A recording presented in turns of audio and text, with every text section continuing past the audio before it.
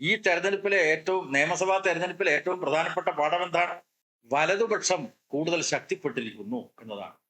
വലതുപക്ഷം ഒത്തുചേർന്ന് 10 വർഷത്തെ ഇടതുപക്ഷ ഭരണത്തെ ഇല്ലാതാക്കിയിരിക്കും. അപ്പോ കമ്മ്യൂണിസ്റ്റുകാരുടെയും പുരോഗമനവാദികളുടെയും ഉത്തരവാദിത്തം എന്താണ്? ഇടതുപക്ഷവൽക്കരണം.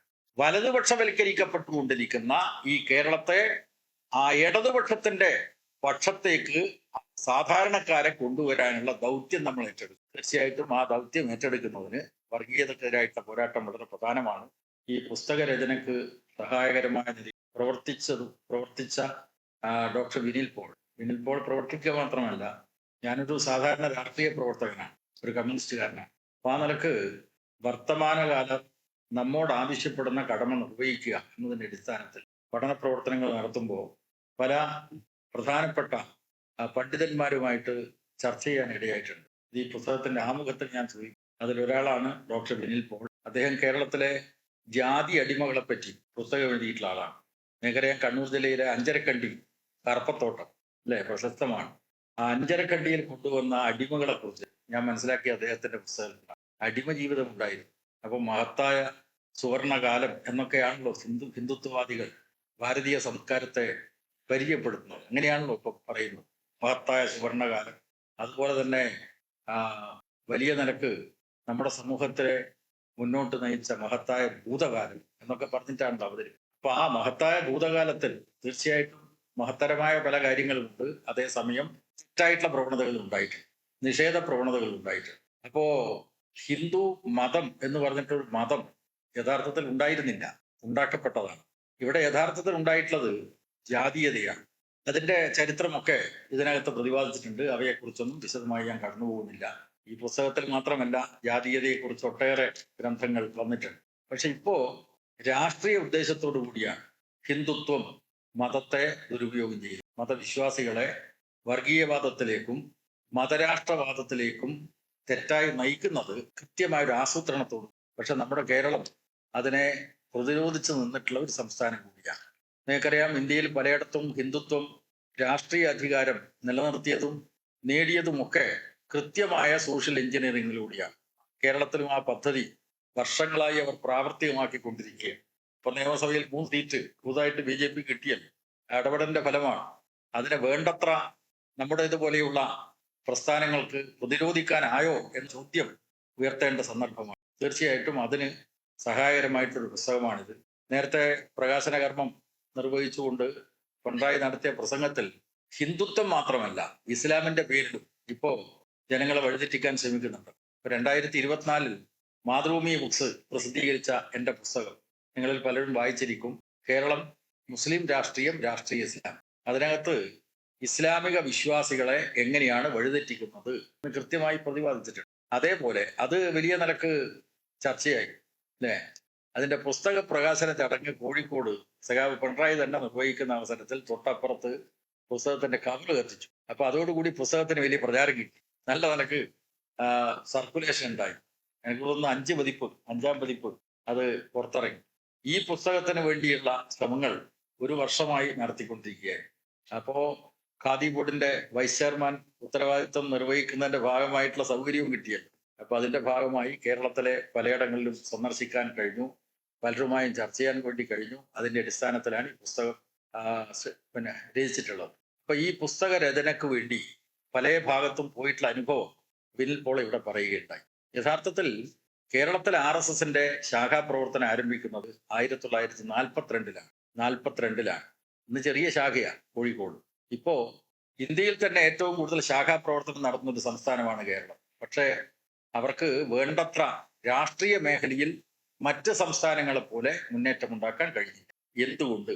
ഈ ചോദ്യം വളരെ പ്രസക്തമാണ്. ഇപ്പൊ 3 സീറ്റല്ലേ BJP കിട്ടിയത്. അതിനേക്കാൾ സീറ്റ് അവർ പ്രതീക്ഷിച്ചുകൊണ്ടാണ് കഴിഞ്ഞ കാലങ്ങളിലൊക്കെ അവര് കാര്യങ്ങൾ പ്ലാൻ ചെയ്തത്. പക്ഷെ ഉദ്ദേശിച്ച നിലക്ക് വിജയിച്ചില്ല. എന്തുകൊണ്ട്? ഈ കേരളം ഇന്ന് മതനിരപേക്ഷതയുടെ ഒരു സംരക്ഷിത തുരുത്തായി, മതവർഗീയ ശക്തികൾക്ക് വേണ്ടത്ര സ്വാധീനം കിട്ടാത്തൊരു ഇടമായി എന്തുകൊണ്ട് നിലനിൽക്കുന്നു? വളരെ പ്രസക്തമായിട്ടുള്ള ചോദ്യമാണ്.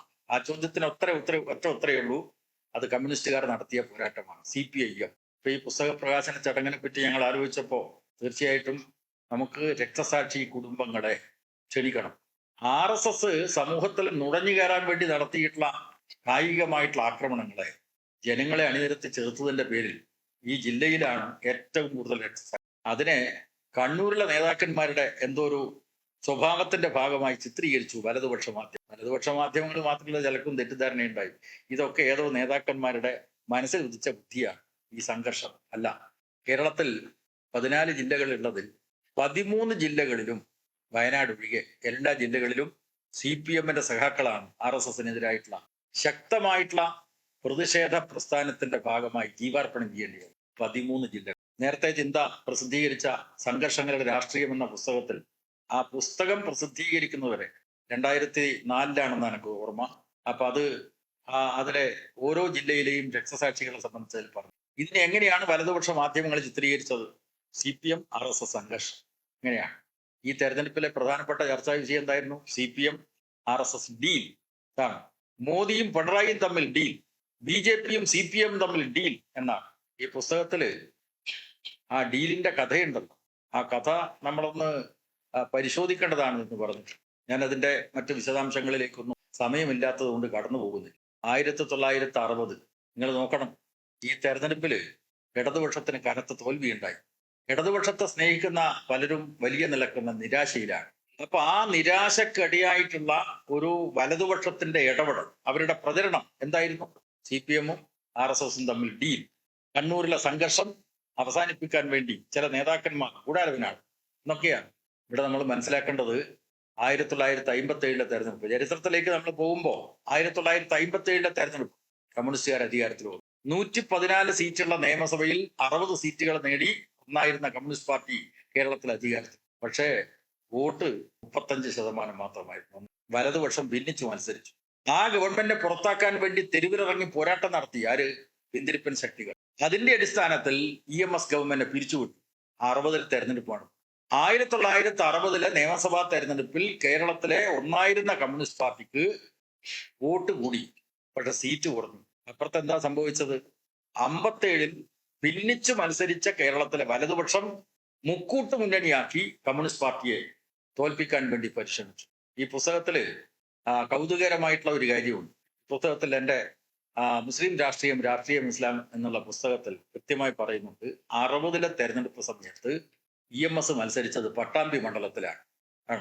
നീലേശ്വരം മണ്ഡലത്തിലാണ് 57 മത്സരിച്ച് മുഖ്യമന്ത്രിയായതെങ്കിൽ 60 EMS മത്സരിച്ചത് പട്ടാമ്പി മണ്ഡലത്തിലാണ്. ആ പട്ടാമ്പി മണ്ഡലത്തിൽ മത്സരിച്ച EMS-നെ തോൽപ്പിക്കാൻ അന്നത്തെ RSS-ന്റെ രാഷ്ട്രീയ പാർട്ടിയായിട്ട് ജനസംഘവുമായി കോൺഗ്രസും ലീഗും നടത്തിയിട്ടുള്ള ചർച്ചകൾ അതിന്റെ അടിസ്ഥാനപ്പെടുത്തി പട്ടാമ്പി മണ്ഡലത്തിൽ നോമിനേഷൻ കൊടുത്ത ജനസംഘത്തിന്റെ സ്ഥാനാർത്ഥി P. മാധവ മേനോൻ ഒരു ഘട്ടത്തിയപ്പോ പിൻവലിക്കുന്നതിന് പറഞ്ഞ കാരണം എന്താണ്?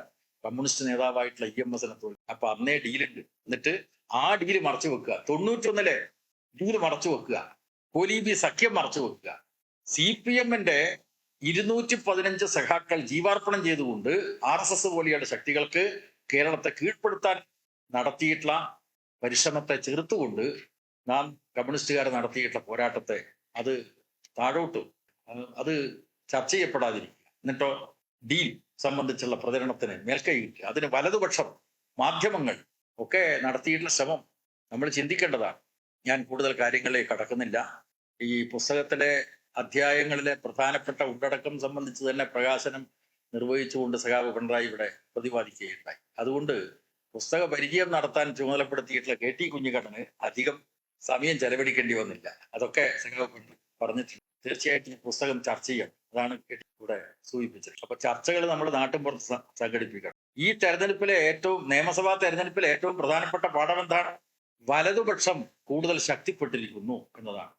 വലതുപക്ഷം ഒത്തുചേർന്ന് 10 വർഷത്തെ ഇടതുപക്ഷ ഭരണത്തെ ഇല്ലാതാക്കിയിരിക്കും. അപ്പോ കമ്മ്യൂണിസ്റ്റുകാരുടെയും പുരോഗമനവാദികളുടെയും ഉത്തരവാദിത്തം എന്താണ്? ഇടതുപക്ഷവൽക്കരണം.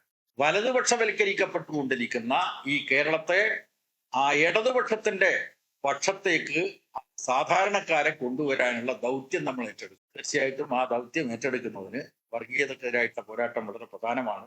കേരളത്തിലെ വലതുപക്ഷവൽക്കരണത്തിന്റെ ഒരു പ്രധാനപ്പെട്ട ഭാഗം സ്വത്വ രാഷ്ട്രീയത്തെ ശക്തിപ്പെടുത്തുക എന്നതാണ്. സ്വത്വ രാഷ്ട്രീയം, ഹിന്ദുത്വ രാഷ്ട്രീയം, ഇപ്പുറത്തെ ഇസ്ലാമിക വൽക്കരണം, അതാണ് ആ മുസ്ലിം ഏകീകരണം. ഇങ്ങനെയൊക്കെയാണ് ശ്രമിക്കുന്നത്. ഇതുപോലെ തന്നെ ക്രിസ്ത്യൻ വിഭാഗത്തിൽ ഇടതുപക്ഷ വിരുദ്ധത ഉൽപ്പാദിപ്പിക്കുക, അതിനെ അടിസ്ഥാനപ്പെടുത്തി വലതുപക്ഷത്തോടൊപ്പം ചേരുക. അതുകൊണ്ട് ഈ വലതുപക്ഷവൽക്കരണത്തിനെതിരായിട്ടുള്ള കേരളത്തിന്റെ പോരാട്ടങ്ങൾ അതിശക്തമായി തുടരുന്നതിന് വർഗീയ ശക്തികൾക്കെതിരായിട്ടുള്ള ആശയ സമരം വളരെ പ്രധാനമാണ്.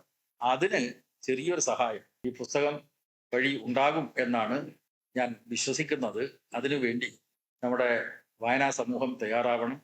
ഇടതുപക്ഷ ജനാധിപത്യ പുരോഗമന ശക്തികൾ അതിനുവേണ്ടി മുൻകൈയെടുക്കണം. അതിന് സഹായകരമായിട്ടൊരു ഗ്രന്ഥമാണ് ഇവിടെ പ്രകാശനം ചെയ്തിട്ടുള്ളത്. ഇത് ആ നിലക്ക് ഏറ്റെടുക്കും എന്നുള്ള വിശ്വാസത്തോടു കൂടി ഇന്ന് ക്ഷണം സ്വീകരിച്ചുകൊണ്ട് ഇവിടെ എത്തിയിട്ടുള്ള എല്ലാവർക്കും പ്രത്യേകമായിട്ടുള്ള നന്ദി രേഖപ്പെടുത്തുന്നു. ഞാൻ അവസാനിപ്പിക്കുന്നു. ഈ പുസ്തക പ്രകാശന പരിപാടി അവസാനിച്ചതായി അറിയിച്ചു.